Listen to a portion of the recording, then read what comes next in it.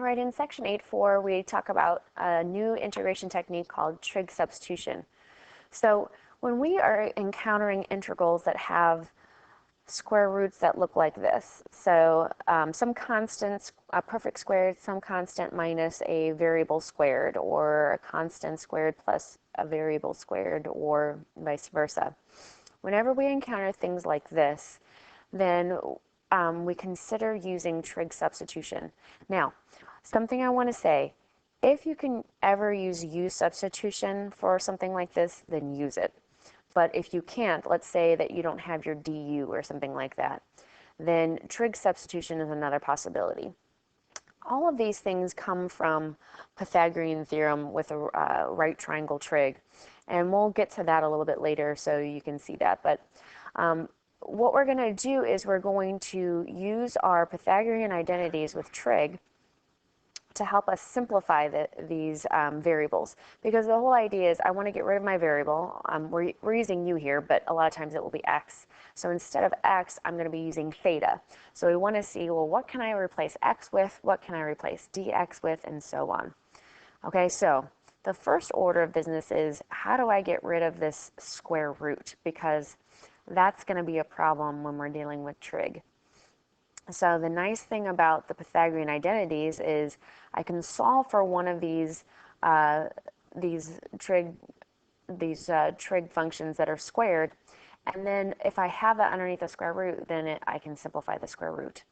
Okay, so notice that in this one, if I simplify cosine squared is equal to 1 minus sine squared, this looks like a constant minus a variable squared, like this first one. So this one kind of mimics this one.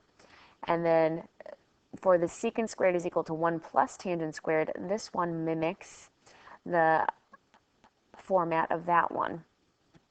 And then tan squared is equal to secant squared minus 1, that mimics this pattern.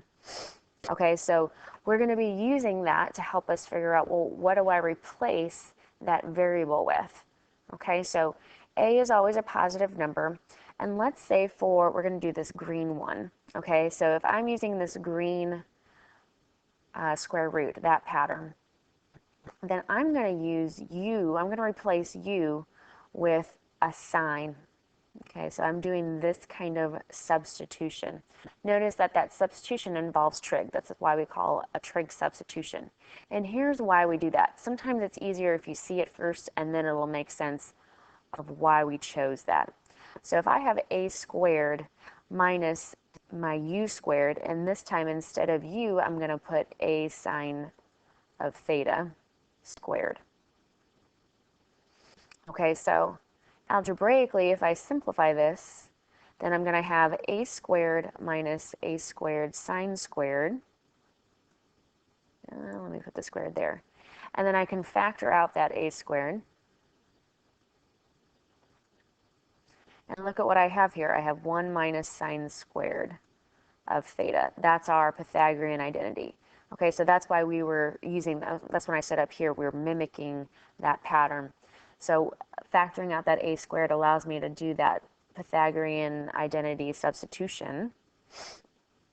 So then I have a squared, and then 1 minus sine squared is the same thing as cosine squared.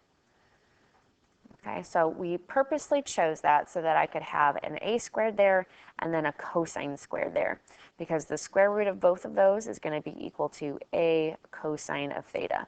So if I can replace something in an integral, it used to be a square root of something crazy that I couldn't integrate, and I can replace it with something that's just a constant times cosine. That's a lot easier to integrate. So that's the idea behind this. And you can do this with these other patterns, with the blue pattern and the red pattern, so I won't do that here. You would get the same result though, okay, and those results are down here in the chart. The other thing that that we have to consider is whenever we do a substitution is, what's the restriction on the original x and what's the restriction on the theta. Okay, so cosine of theta is going to be positive because our square root needed to be positive. So we are choosing the domain restriction of negative pi over 2 is less than or equal to theta, which is less than or equal to pi over 2. Really, this is because when I do this kind of substitution, I want to know that my theta is going to be equal to my arc sine of u over a. So if I solve this substitution and solve it for theta, then I'm going to be getting this. So I need to use my same restriction for arc sine that I used for theta. Okay, so keep that in mind, because I do want my theta to be within the domain restrictions of my inverse trig. Okay, so if we look at, like I said, if I did those same substitutions for tangent and then secant, I would get similar results, and these are the results. So here's the green one that we just did.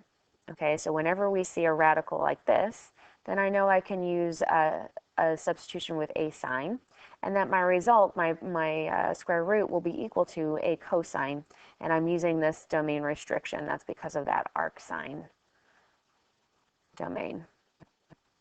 Okay, and then here, this is our tangent, so if I were to plug in a tan of theta for u, then I would simplify that and I would get a secant of theta. And then again, this is the restriction for arctan. And then our last one, if I have the variable first, so if I have the variable squared minus the constant squared, then I'm going to use a substitution of a secant of theta. So if you go through, substitute that, then you get this result of tan theta. And this domain restriction is based off of arc secant. And remember, arc secant can't be equal to pi over 2, because that would make that undefined. So that's why that is that. All right, so let's do an example, just so you can see how all of this works. All right, so we've got this square root going on here, and notice that if I try to do u-substitution, I wouldn't have the correct variable here. I have x squared, not a 2x, so I can't do u-substitution. So here's a red flag, like, oh, this is a trig substitution kind of problem. All right, so I have a constant minus a variable squared. That tells me I want to use a sine substitution. So instead of x is like my u in this situation, instead of x, I'm going to replace that with my a sine of theta. And what's my a? Well, that's the constant squared here. This is the same thing as 3 squared. So I'm going to do 3 sine of theta.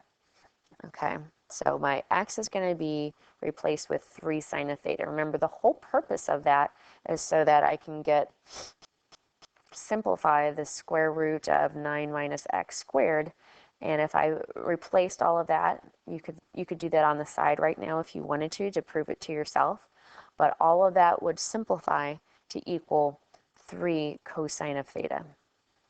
Remember, that would be a lot easier to simplify. Now, that takes care of this part, right? So I can replace that with 3 cosine of theta. I can even replace this with my 3 sine of theta. But I also have to consider my dx. So when you're doing these substitutions, don't forget about your dx. So all we have to do is take the derivative of this. So the derivative of sine is cosine, and we still have that 3. So that's going to be 3 cosine of theta d theta. Okay, so let's do all that substitution. So we noticed that we couldn't do u-substitution, so we're going to do trig substitution and replacing anything that has an x in it with something that has a theta in it. So that numerator is 3 cosine of theta. My dx is 3 cosine of theta d theta. And then my x squared is going to be replaced with 3 sine of theta squared. And now you're probably asking, why in the world would I want to do all that? That looks more complicated. Well, these simplifies nicely. So we're going to have 9 cosine squared theta d theta in the numerator. And then in the denominator, I'm going to have 9 sine squared theta. The 9's cancel. And then I have cosine squared over sine squared. Now, we did just talk about trig integrals. I really don't want to do those even power substitutions. So rather than doing that, let's do some more basic trig identities. Cosine over sine is the same thing as cotangent, right? So I'm going to replace that with cotangent squared of theta d theta. Okay, so why is that helpful? Well, cotangent squared is not an antiderivative, or is not a derivative of anything, but I can again use that Pythagorean identity. In case you don't remember, that's going to be cosecant squared minus 1. So that is cosecant squared theta minus 1 d theta. So all I did was replace this with that Pythagorean identity. Now cosecant squared, that is a derivative. Okay, so the antiderivative of that is the cotangent, the negative cotangent. All right, so if we do, now we can move on to the antiderivative. So the antiderivative of cosecant squared, we said, is a cotangent, negative cotangent theta. And then the antiderivative of 1 is theta. And then I have my plus c. Okay, so we got through the hard part, and that was the integration part. So just like with u-substitution, where you have to plug u back in at the very end, we have to go back and plug in what we have for theta and so forth. So this is where the right triangles come in. Okay, when we said that x is equal to 3 sine of theta, okay, that meant that we could draw a triangle. Let me draw it the same way that I have here. I could draw a triangle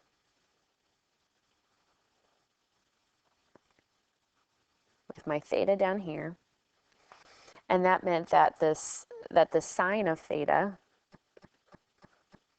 was equal to x over 3. Right? If I said that x is equal to 3 sine of theta, that was from up here, then I know that sine of theta is equal to x over 3. So sine of theta, that means this is the opposite side is x, and then the hypotenuse is 3. And then using your algebra or your Pythagorean theorem, this third side would be 9 minus x squared. So we have kind of come full circle here. You can see that 9 minus x squared, that's why that was equal to 3 cosine of theta.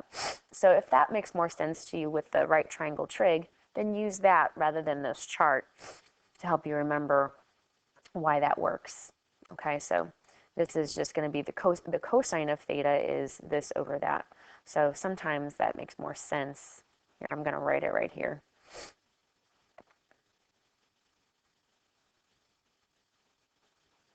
Okay, and then again, you can solve that. So if you draw this triangle first, okay, knowing that the 9 minus x squared would be one of the legs of your right triangle, then you can come up with the sine of theta and cosine theta and do your substitutions that way. So if you're more visual that way, then do that. If you're more algebraic, then you might like the way that we originally did it. Anyway, our goal is to figure out what is theta and then what is the cotangent of theta. So cotangent of theta, remember that is the inverse of tangent. So rather than opposite over adjacent, we're going to use adjacent over opposite. So the cotangent of theta is adjacent, which is 9 minus x squared over opposite. And then the theta is just going to be equal to, here's where we were using that, that's why I said we had to restrict with arc sine. We originally set x equal to sine of theta, 3 sine of theta, so if I solve this for theta, then that would be arc sine. So just to be clear, you have all of these different sine of theta, cosine of theta, cotangent of theta, but really we want to go back to our original substitution of what x was. Okay, that's what we're using to solve for theta. All right, so our theta is arc sine of x over 3. Our cotangent is this, so we can go back in here with the green and say, okay, rather than negative cotangent, this is going to be negative square root of 9 minus x squared over x. Rather than theta, I have the negative arc sine of x over 3 plus c. And that's what my integral is equal to with respect to x. Okay, so always go back and make sure that you substitute back in the x's for your thetas. All right, so I know it's a longer process than u-substitution, but it's another workaround. All right, so our next example. All right, this actually can be solved using u-substitution. And I know I said if you can do u-substitution, then do it. All right. If you want to, real quick, let's do the u-substitution just so we can see how easy that is and what our answer would be. So our u-substitution would be x squared plus 5, and then our du would be 2x dx. I'm going to pull out that negative 5. And that gives me x dx. And then this is my x squared plus 5 to the 3 halves. So I'm missing the 2, which I'm going to compensate outside for. So what I have is negative 5 halves du over u to the 3 halves power. So when I do the antiderivative, that would be negative 5 halves. And then that would be, I'm going to replace here real quick. So x squared plus 5, I would add a power to that. So that would give me this to the negative 1/2. So I would want to divide by that. So I'm really dividing by negative 1/2 or multiplying by negative 2. Okay, so this would be 5 times the x squared plus 5 to the negative 1/2 plus c. All right, so that's the u-substitution way, pretty straightforward and easy. Now, I'm going to do what I said don't do ever, and that's really to do 2 things, to prove to you why this works, okay, and then to show you an example of doing the tangent. All right, a tangent one that's pretty easy. All right, so if we look at this, this is a square root. This is really like a square root, right? So this is like doing the square root of x squared plus 5 raised to the 3rd power dx. So if we treat it like that, then this would be like a u squared plus a squared. So that would tell us that we want to do a tangent substitution. So we would want x to be equal to our a times tangent of theta. All right, now here, this isn't a perfect square, but the square root of that would be RA. Okay, so it's really square root of 5 tan of theta. So remember, we always want our dx, so that would be the square root of 5 times secant squared theta, d theta. And then remember that that square root will eventually simplify to equal the square root of 5 times secant of theta. All right, so we can go through and rewrite this integral using that trig substitution. All right, so my numerator is going to be negative 5 square root of 5 tan of theta times my dx, which is square root of 5 secant squared of theta d theta, all over my square root of 5 secant of theta, all raised to the 3rd power. So what in the world do we do from there? Well, we just simplify a little bit, and that'll make our lives easier. Okay, so I'm going to multiply those square roots in the numerator. So that's going to give me negative 25. I still have that tangent. I have secant squared theta d theta. And then if I cube the square root of 5, that gives me 5 root 5. And then this is secant cubed theta. So let's reduce that. I won't have a secant squared anymore, and I'll just have a secant down there. So I know we talked about secants and tangents, but let's do some very basic sine and cosine simplification there. And I'm going to simplify these roots. So remember that if I reduce this, this will be negative 5 over root 5.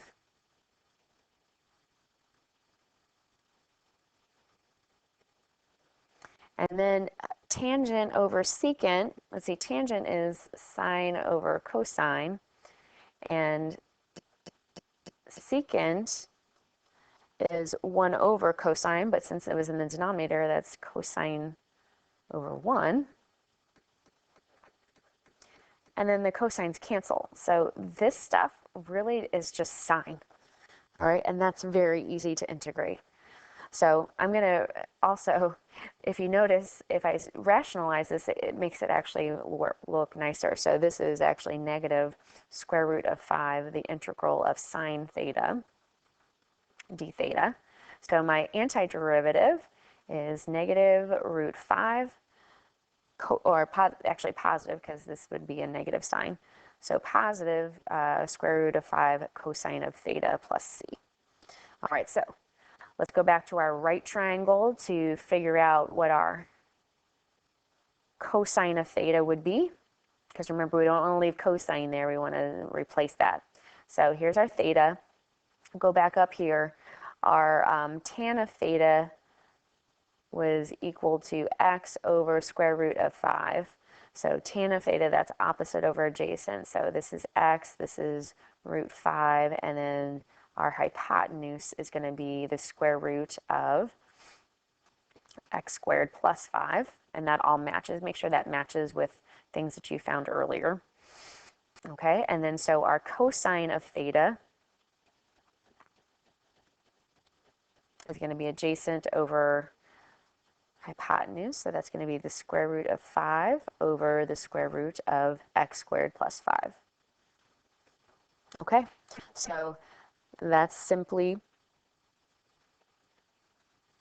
going to get replaced.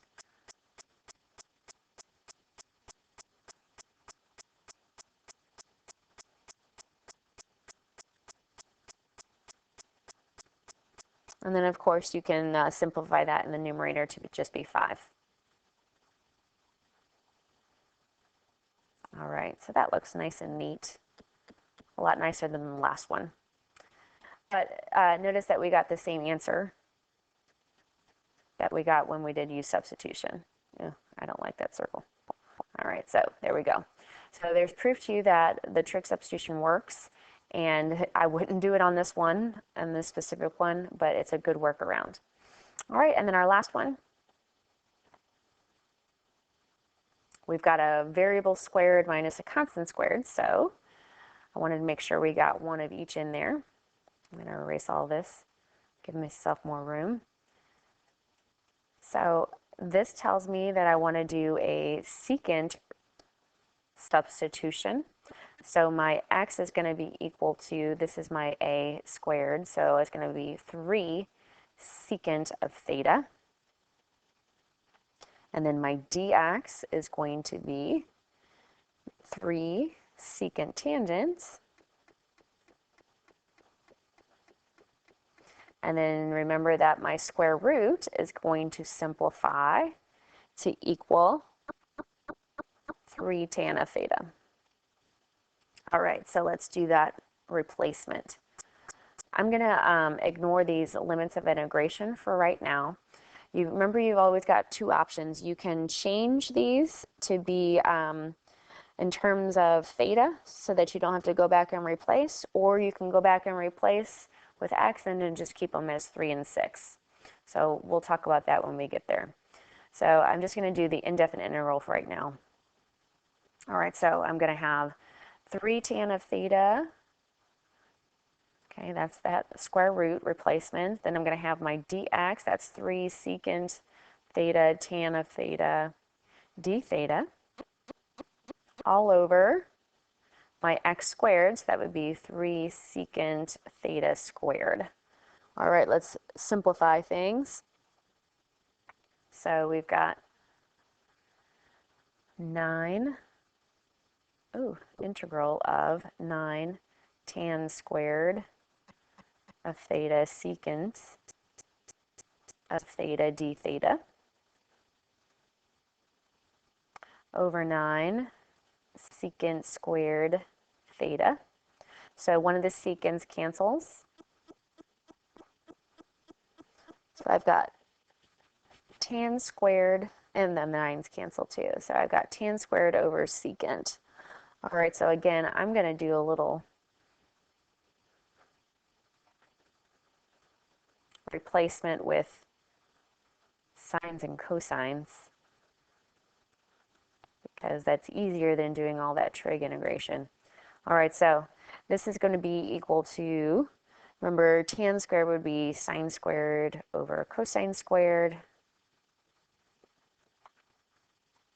And then I would have cosine.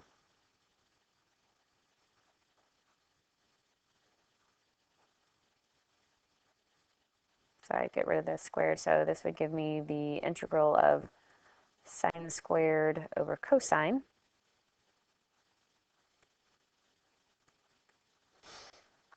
So, well, I am going to end up having to do that, aren't I? Even if I tried to avoid the tangent one. Okay, so let's do it. We're going to replace this with that formula for the half angle. So that's the, no, oh no, I don't want to do that. Let's try doing 1 minus cosine squared, actually. Yeah, that might be easier.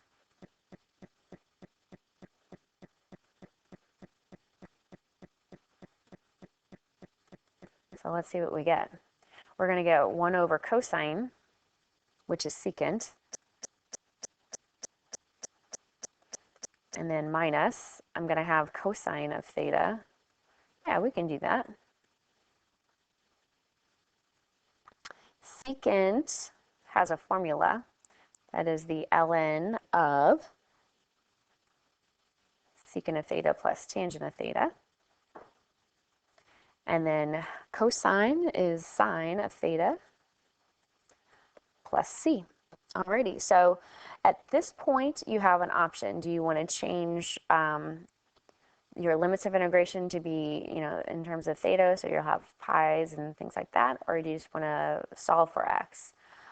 It doesn't matter to me. I typically go back and substitute back in, but just make sure that you're familiar with both ways for the AP test. So just to reiterate this right triangle trig, I've got my theta. Remember, we said that x was equal to secant of theta, which means that secant of theta was equal to x over 3. So hypotenuse over adjacent is x over 3, which means that this side was the x squared minus 3, or x minus 9. There we go. Okay, so, and then that makes sense here too, that the x squared minus 9 is equal to 3 tan of theta.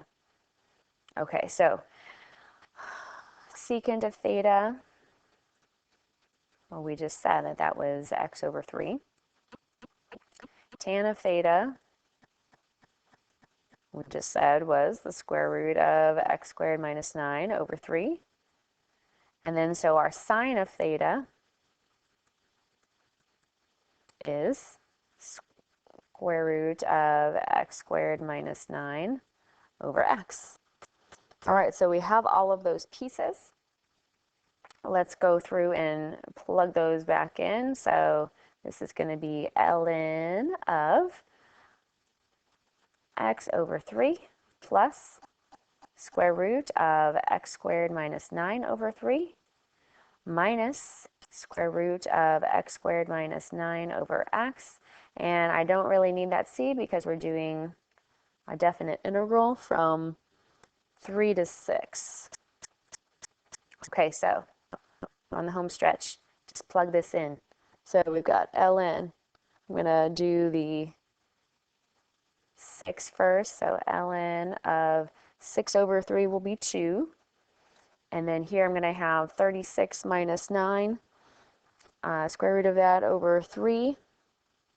And then 36 minus 9 will be 27. Square root of 27 is 3 root 3. So sorry, I'm doing a lot of mental math out loud, but I'm getting 3 root 3 over 3.